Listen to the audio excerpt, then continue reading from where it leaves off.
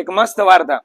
એક વખત એક રાજા બધાને કહે છે કે મારા તરફથી તમને એક એક ઓરડો આપવામાં આવશે, જે સૌથી વધારે સરસ ઓરડાને સજાવી દેશે એને મારા તરફથી એક રાજમહેલ આખો ગિફ્ટમાં આપવામાં આવશે.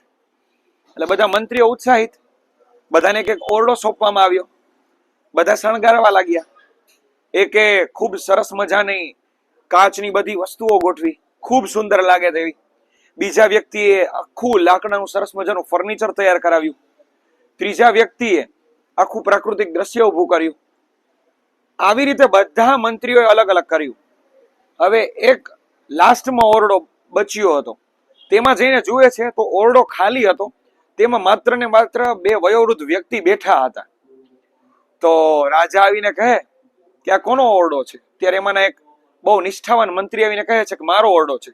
કે તમે આટલા ચતુર અને તમારો ઓરડો આવો ખાલી કેમ?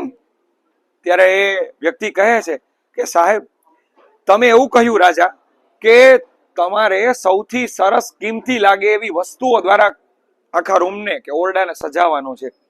હવે મારા માટે મારા માતા પિતાથી કિંમતી કોઈ એવી વસ્તુ જ નથી કે હું એના કારણે આ સજાવી શકું.